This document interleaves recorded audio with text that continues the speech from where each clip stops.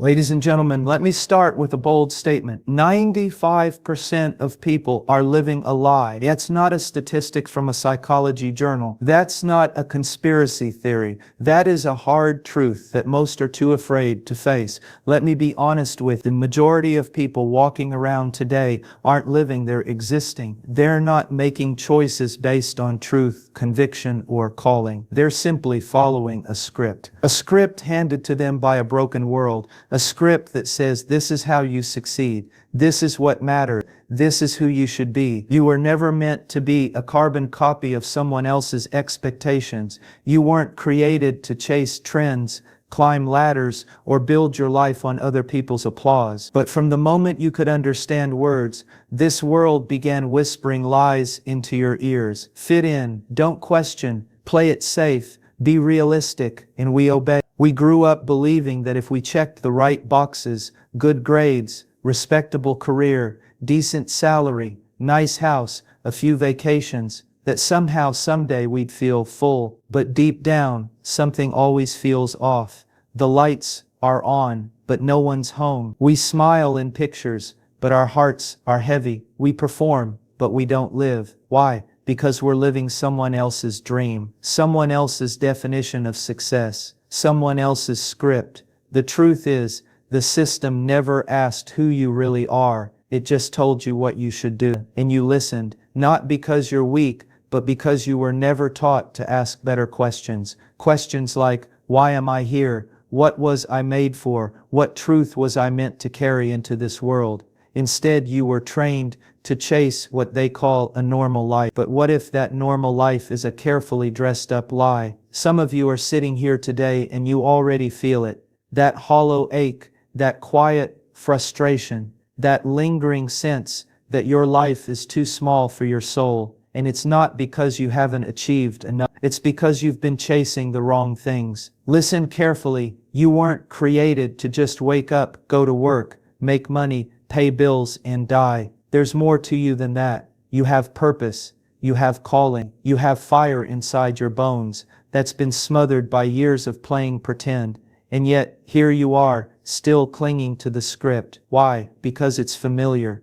Because it's safe. Because everyone else is doing it. But broad is the way that leads to destruction, and many enter by it. The world praises conformity. It rewards compliance. It celebrates the crowd. But the crowd doesn't seek truth. The crowd doesn't change the world. The crowd doesn't obey God. It obeys comfort, popularity, and fear. You see, most people don't want to wake up. They just want to feel good. They don't want to hear that their life is off course. They just want someone to pat them on the back and tell them they're doing fine. But what if you're not fine? What if your success is a disguise? What if your comfort is actually bondage? What if you've built a whole life on the sand?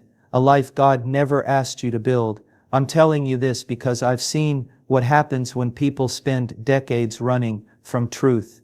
They end up bitter, empty, confused. They can't hear God anymore. They can't feel alive. They're stuck in a loop, chasing promotions, relationships, status, but never tasting peace. And the reason they feel dead inside is because they've built their life around a lie. The lie that if they just fit in, they'll be fulfilled. Let me say this clearly. God didn't create you to blend in. He created you to stand apart, to walk in truth, to live with purpose, to obey His voice, not the world's noise. You have a calling, but it will never be unlocked by imitation. It will never be revealed through conformity. You find it only when you stop running, stop pretending, and finally ask, God, what do you want for my life? Some of you are afraid of that question because you already suspect the answer. You know it'll require change. You know it'll mean surrender. You know it might pull you away from the life you've built. But hear me, anything built apart from truth is already crumbling. Anything you had to compromise to keep was never yours in the first place. What breaks my heart is that so many people will live their whole lives without ever waking up to this. They'll spend 50 years perfecting a mask, chasing approval, and building monuments to their ego, and in the end they'll realize it was all dust. They were chasing smoke, and by the time they see it, it's too late to turn back. Don't be that person. Don't wait until you're lying on your deathbed to realize you were made for something more. If you want real life, not survival, not success, but life, then it starts by throwing away the script. It starts by saying, I refuse to live another day pretending. I will not trade truth for comfort. I will not sell my soul for applause. I want what's real, even if it costs me everything.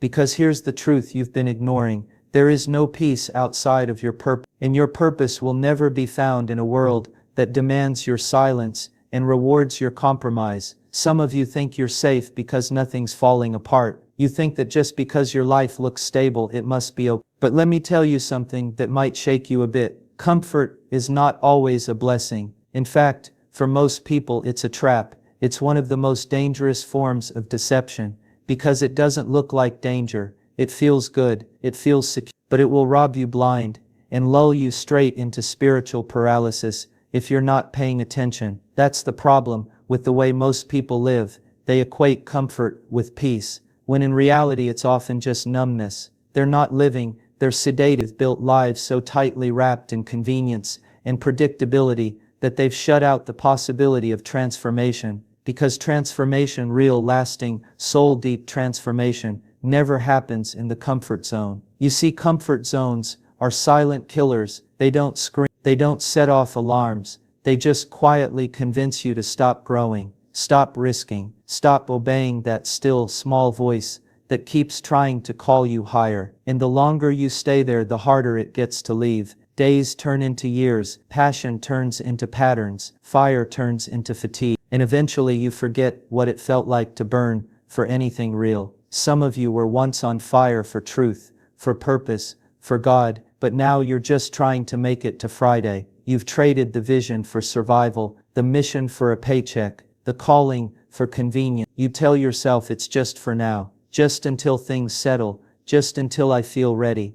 But deep down you know that just has become permanent. What happened? Somewhere along the line, comfort became your master. You started saying no to anything that felt risky, anything that demanded sacrifice, anything that made you uncomfortable. But here's the thing, God never called you to be comfortable. He called you to be faithful, and those two are not the same. Faithfulness will cost you something. It'll lead you into the unknown. It'll push you to trust when you can't see the next step. It'll ask you to step out of the boat and walk on waves, but most people, 95% of them, will never do that because waves are scary. Boats are comfortable, and staying where it's safe feels easier than stepping into the storm. But let me tell you what's really dangerous. Not the storm, but the silence. That quiet, empty silence that creeps in when you ignore God's call for too long. That silence that wraps around your heart when you keep saying, maybe later. That silence that hardens you until you stop hearing anything at all. That's what happens in the comfort zone. Slowly, quietly, it starts to kill you, not your body, your soul. And it doesn't happen in one dramatic moment.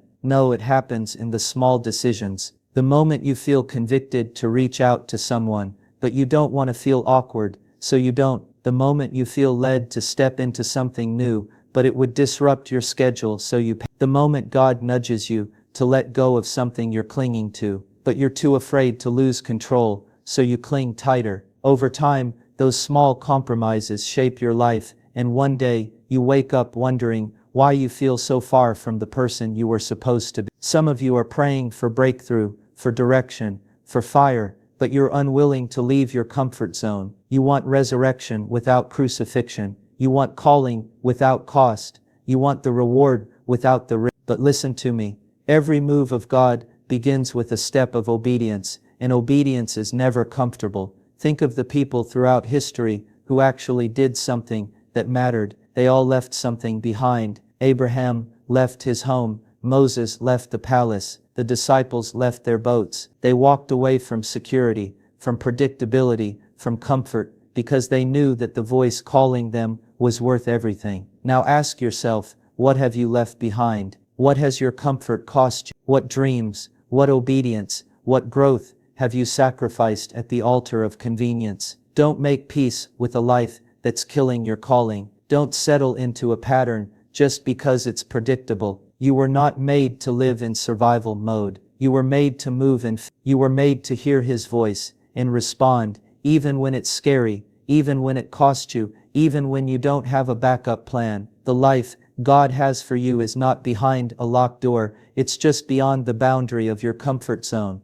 That fear you feel, that's the edge, that resist, that's the test. And the question is not whether God will call you out, He already has. The question is whether you will say yes, whether you'll move before you feel ready, whether you'll believe Him enough to risk the comfortable for the eternal. Because let me tell you, comfort never changed anyone. Comfort never healed the broken. Comfort never preached the gospel. Comfort never set captives free. Comfort never walked on water. Comfort never hung on a cross, but obedience did, and obedience still does. So no, your life may not be falling apart, but if you're living for comfort, it's not standing on truth either, and in the end the greatest tragedy won't be what you lost, it'll be what you never stepped into. Choose the narrow road, leave the boat, burn the script, walk into the deep, trust Him, even when it's uncomfortable, especially when it is. You know what's terrifying? Most people don't even know who they are. They wake up every morning and play a role they've been rehearsing for years, but it's not who they truly are, it's who they believe they have to be in order to be accepted, to be liked, to be seen. It's a costume stitched together with expectations, fear, and the desperate need to be validated by other people. That's not life. That's a performance. Let me ask you something. When was the last time you were completely honest? I'm not talking about not lying to others. I mean being honest with yourself. When was the last time you stood in front of the mirror and admitted that much of what you've built is for the approval of people who don't even really know you? People whose opinions hold you hostage. People who would forget you tomorrow if you stopped performing for them today. We live in a world addicted to applause. We don't pursue truth. We pursue attention. We don't build conviction. We build brands. Everyone is marketing themselves, crafting their image, filtering their identity, polishing their words. We're more concerned about how we appear than who we are. We've traded depth for aesthetics, character for clout, integrity for influence. And the worst part is, we're so good at it that we start believing the act ourselves. We convince ourselves that the image we project is the real us. We hide behind our careers, our talent, our families, our platforms. We hide behind ministry, behind business, behind relationships, behind religion, anything to keep from being truly seen, because being seen means being vulnerable. And that's a risk most people aren't willing to take. You see, when your life is built on the need for social validation, your identity is no longer anchored in truth. It's tethered to opinion. You become a chameleon, changing colors depending on who you're around, what room you're in, what culture expects of you. And slowly, piece by piece, you lose yourself. Not all at once, not dramatically, just subtly, in small compromises. A word here, a silence there, a fake smile, a swallowed conviction. And before you know it, you're empty, surrounded by people who like your performance, but don't even know your name. We spend our lives trying to impress people who are just as lost as we are. We mimic their definitions of success, echo their thoughts, wear what they wear, speak like they speak, laugh when they laugh, all while the soul is suffocating inside. It's no wonder we feel disconnected, depressed, hollow. We're applauded by strangers, but misunderstood by ourselves. And what makes this even more dangerous is that we've spiritualized it. We've convinced ourselves that as long as we look right, we must be doing right. We wear the language of faith like a costume. We talk about purpose and destiny. We post Bible verses and inspirational quotes. We join the right groups and serve in the right ways. But it's often just another performance, another mask, another way to earn approval. We want people to say, look how strong they are, look how anointed they are, look how disciplined they are. But none of that matters if the heart is far from truth. None of it matters if it's all just a show. You can fool the world, you can fool your friend, you can even fool yourself for a while, but you will never fool God. He doesn't look at what you post, He looks at what you're hiding. He doesn't care about the image, He's after the heart. And until your heart is anchored in Him alone, until your identity is rooted in who He says you are, not who others say you should be, you will always be insecure. You will always be exhausted. You will always be performing. Some of you are exhausted right now, not because life is too hard, but because you've spent so much time pretending to be strong, pretending to have it together, pretending to know your purpose, pretending to be okay, and deep down, you're scared someone might see through, scared someone might realize you're not who they think you are. But let me tell you something, being fully known and still loved is one of the most powerful things a person can experience, and it only happens when you stop performing and start telling the truth. You will never be free until you're willing to be seen fully, unedited, unfiltered, and yes, it's scary, yes, it's vulnerable, but that's where real transformation begins. That's where healing starts. That's where identity is formed, not in the applause of the crowd, but in the quiet place where you finally say, God, I don't want to impress anyone anymore. I just want to be who you made me to be. The tragedy is that many people will live their whole lives addicted to being liked. They'll never walk in their true identity because they're too busy trying to maintain their image. They'll never speak with authority because they're too afraid of rejection. They'll never obey God fully because they're paralyzed by what others might think. That's not freedom, that's slavery. And some of you know exactly what I'm talking about. You've been trying to live in both worlds, the world of truth and the world of image, but it doesn't work. Eventually, one will destroy the other. Either truth will kill the mask, or the mask will kill the truth. You have to choose. Will you live for applause, or will you live for authenticity? Will you chase popularity, or will you pursue purpose? Because let me tell you something, the people who truly change the world, the people who carry something eternal, the people who walk with power and purpose, they're not the ones trying to be liked. They're the ones who know who they are, even if nobody claps, even if nobody understands, even if they walk alone, because their identity isn't built on the shifting sand of culture, it's built on the rock of truth. So stop pretending, stop performing, stop living for approved. Tear down the image you've built and let the real you come forward, the messy you, the uncertain you, the searching you, because that's where God meets you, not in the persona, in the person. You want to live a life that matters, start by being honest. Stop curating your identity for the world and start surrendering it to the one who gave you life, because the only applause that matters is the one that comes from heaven, and you don't earn that by performing. You walk in it by being real, by being faithful, by being true. Even if the whole world misunderstands you, there's something that weighs heavy on my heart every time I look out at a crowd or speak to someone one-on-one. It's this: most people are content to borrow their beliefs. They don't own them, they don't wrestle with, they don't test them in the fire of conviction. They simply inherit them from culture, from parents, from preachers, from society, and they carry them like second-hand clothes, never questioning if they fit, never asking where they came from. And then they wonder why their faith feels weak, why their convictions collapse under pressure, why they feel so easily shaken when life hits hard. It's because the truth they claim was never theirs to begin with. Let me say this plainly: truth is not something you inherit, it's something you pursue. And until you do, until you seek it out for yourself, you will always be vulnerable to deception. Because if you don't own your beliefs, someone else will gladly own them for you. If you don't define truth for yourself, the world will, and the world is more than happy to tell you what to believe, how to think, and what to accept. We live in a generation that is flooded with noise, endless opinions, constant update, influencers, thought leaders, experts, and celebrities, all shouting at you, all trying to shape your worldview. And if you're not anchored in real personal truth, the kind you bled for, the kind you wept over, the kind that God etched into your soul, then you will drift. You will adopt convenient ideas that sound good but lack substance. You'll follow half-truths dressed up as wisdom, and slowly, almost imperceptibly, your convictions will erode until all that's left is a vague shell of beliefs you never truly understood. This is why people can sit in churches for years and never change. This is why they can quote verses but live with no power. They're not rooted, they're not grounded, they've accepted borrowed truth, surface level, easy, palatable, and it hasn't touched the deeper parts of their soul. They've never faced the hard questions. They've never opened their heart to real conviction. They've never been still long enough to hear God's voice for themselves. And I'm not talking about knowing Bible stories or quoting doctrines. I'm talking about truth truth that transforms you, truth that confronts you in the middle of the night when no one else is watching, truth that convicts you when you want to compromise, truth that holds you accountable when everything in you wants to run, truth that breaks you, rebuilds you, refines you. That kind of truth isn't borrowed. It's born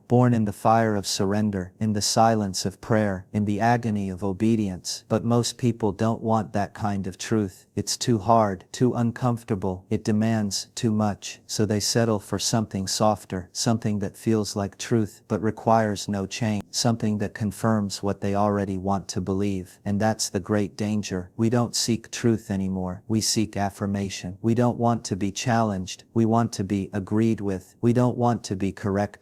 We want to be caught. That's why you have people redefining morality to fit their lifestyle, people reshaping doctrine to justify their desires, people editing the truth until it no longer offends anyone, and therefore no longer has the power to save anyone. But truth that doesn't offend your sin will never transform your soul. I don't care how popular the message is. I don't care how many followers the speaker has. If it costs nothing, challenges nothing, and changes nothing, it's not truth, it's a counterfeit. And you better be able to tell the difference, because there's a whole world out there offering you alternatives to truth. They won't ask you to die to yourself. They won't tell you to repent. They won't speak about holiness or sacrifice. They'll give you inspiration. They'll give you motivation. They'll give you catchy phrases and life hacks, but none of that will save you. None of that will hold you when the storm comes. Only truth will, but truth will cost you. It'll cost you your pride. It'll cost you your comfort. It'll cost you your reputation. It might even cost you some relationships, but it's worth it, because when you finally stop borrowing your beliefs and start pursuing truth with your whole heart, something happens inside you. You stop being tossed by every opinion. You stop shrinking back every time you're misunderstood. You stop chasing the crowd. You walk with confidence, not because you know everything, but because you've encountered something real, something that can't be shaken. And when that happens, when the truth becomes your own, it changes the way you live. You stop asking, what do people think, and start asking, what does God say? You stop needing constant reassurance and start standing on conviction. You stop compromising every time it gets hard, and you start enduring because you're anchored, rooted, grounded. That's what the world needs. Not more shallow slogans, not more motivational fluff, but people who know the truth and live like it. People who have stared down their doubts, wrestled with the word, sat with God in silence, and come out People who don't flinch in the face of culture because their truth wasn't borrowed, it was birthed in the secret place. So I'll ask you again, is the truth you believe really yours, or is it someone else's version that you've never questioned? Are you walking in conviction, or are you just parroting what you've heard because it's easier than facing the hard questions? Because I promise you this, the day will come when borrowed beliefs won't be enough. When the pressure mounts, when the storms rage, when everything you've built starts shaking, only real truth will remain. And if you haven't sought it for yourself, you'll fall, you'll crumble, you'll be swept away by whatever voice is loud. That's why now, not later, not someday, now is the time to press in, to dig deep, to ask the hard questions, to let God strip away every false idea, every convenient belief, every borrowed opinion, until all that's left is truth, real truth, costly truth, eternal truth. There's a reality so few want to face, yet it's the most urgent truth that stands before every single one of us. We live in a time when distraction is king and silence is a rare treasure. The noise of the world, social media, entertainment, endless busyness drowns out the voice that truly matters. And because of this, most people wander through life unaware, not because they lack information, but because they refuse to listen. They ignore the still small voice of God speaking truth, calling them to life, to repentance, to holiness. I want you to understand this deeply. The biggest lie we live is thinking that we can ignore the truth and still be okay, that we can run from conviction